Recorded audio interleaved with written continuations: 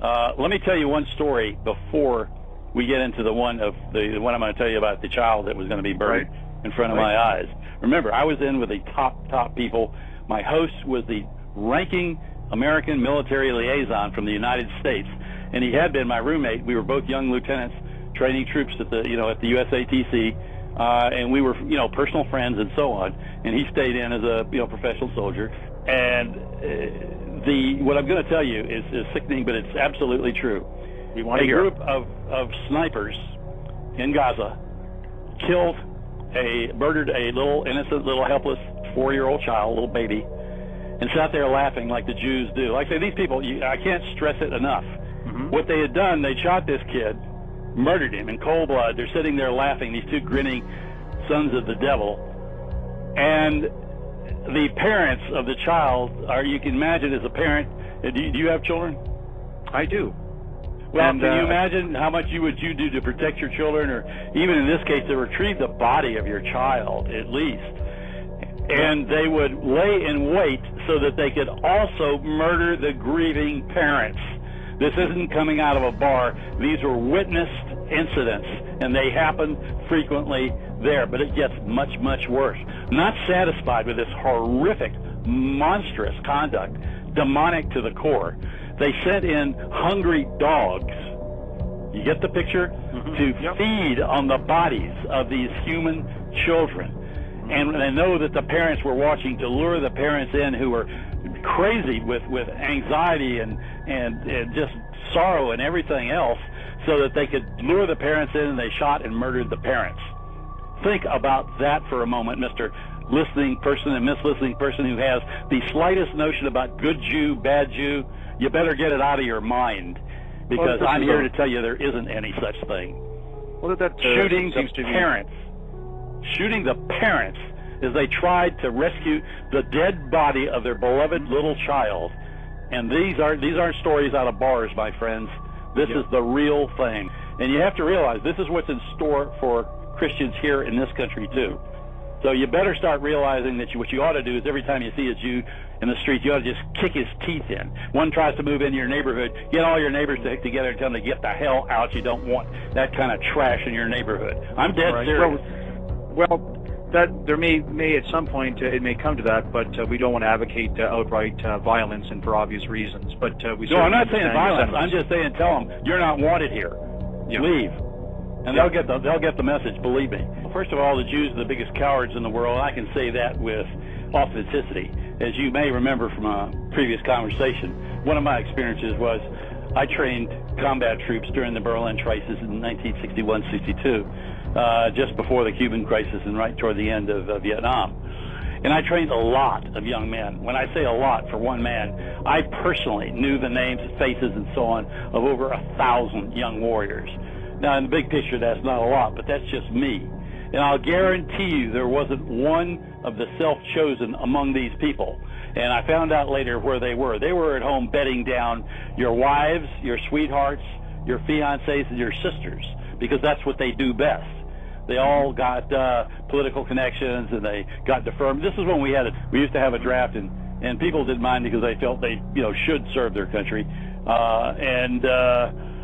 When you notice that the predominance of Jews in filth, like homosexual organizations who murder little children, porn organizations, all the filth in the world, the communists, the Jews dominate.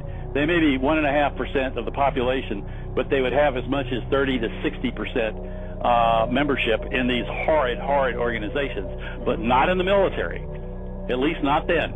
There were no Jews. Like I say, they were home doing what Jews do best. So these yellow cowards who are good for nothing except shooting old men, hospitalized people, attacking hospitals, shooting people in the back. You remember when they got their clock cleaned a few years ago, and they attacked Lebanon, and they just got their clock clean, and they were just going back with their tail between their legs because they were fighting real men. The Jew is not a real man. He's a coward by nature. He's vicious. He's seclusive. He shoots from the shadows. I thought the Israeli Jews would somehow be different from American Jews. less materialistic, more noble, more honest, that kind of thing. Right. Not the salt of the earth or anything. I didn't go that far. But I thought I would see a little different kind of people. And what I found out is that they were even worse. They were even more evil, if that's possible, than Jews here. And as you asked me, what prompted me, it was a graduation of series of experiences because of the nature of the people that I was with, the intelligence community, and got to go places where no tourist at all could ever get to go. Proving grounds in the Negev desert. I watched the new Merkava 4 tanks on maneuvers, met with top leading Israeli leaders, military leaders, et cetera, inside Gaza and Hebron and all this other stuff. Right. And I started seeing things that, and remember, I'd already seen a lot of bad stuff. I didn't fall out of a tree yesterday. And I was just almost in disbelief at the capacity for evil and cruelty that these Israelis had. I mean, they were purely, when I first saw that thing in the Bible about you are of your father the devil, I thought, well, Jesus said this, but maybe somehow he meant this as an analogy, something like that. No. Then I understood he meant it exactly as he said it. These people have a demonic heritage. I really, really believe that because I've worked with other military, the Soviets. I did undercover work in Central America. I was with Czechs, Bulgarians, terrorists from El Salvador, Chinese terrorists, you name it.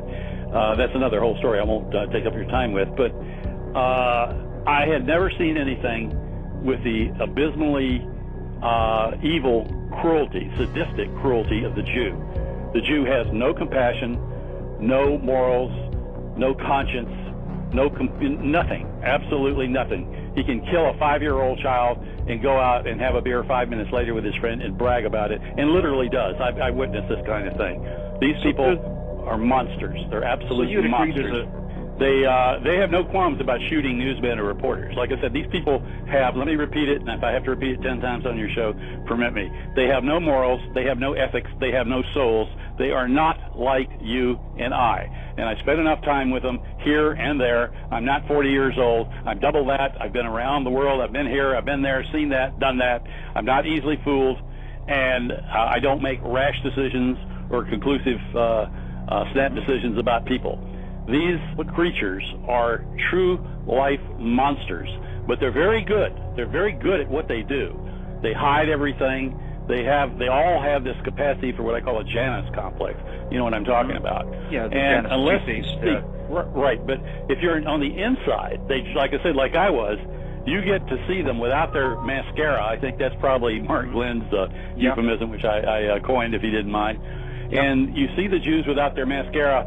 And do you remember that sci-fi horror movie, Them or They, or the guy had to wear the sunglasses? Yes, I do. Rompin' Roddy Piper, and with the sunglasses that could be used to spot these aliens that had nobody believed them, and all the of a sudden they were among everybody, but you couldn't. But they looked kind of like everybody else. See, that's the way they lived. They lived, right? They lived. But with these special glasses, my special glasses were my immunity from not being perceived as an outsider. So I saw them for what they really were. And I mean, the nastiness, the cruelty, you earlier made an apology to a lady for something about the language. And frankly, you should, if you were, of course, you shouldn't use language like that in your own volition. But if you're paraphrasing to make a point, you need to do that because people don't understand. They're naive, and they think, oh no, well maybe these people just said that they didn't believe Christ was the Messiah. So no, you're not getting the point. You don't get the point. This drunken, I won't repeat it on your show for a sense of decorum, but just put in what worst words you can think of. And this drunk Israeli comes up to a Christian landowner who's been there with his people for 1,500 years, and he's threatening the guy. He's armed.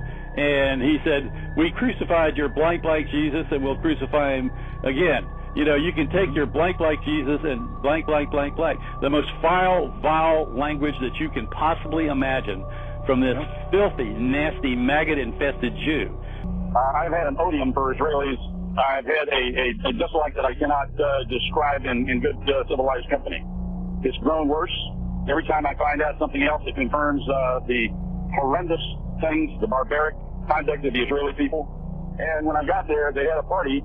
And it was kind of interesting because there were intelligence people from all over, some Mossad people, some people from Aberdeen Proving Ground, people from Langley, Virginia, CIA, and so on and so forth. So it was quite an interesting party.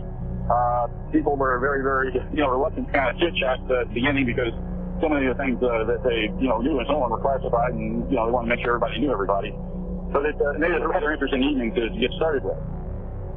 And then the fun started. We went outside of Tel Aviv. Tel Aviv is a very sanitized city.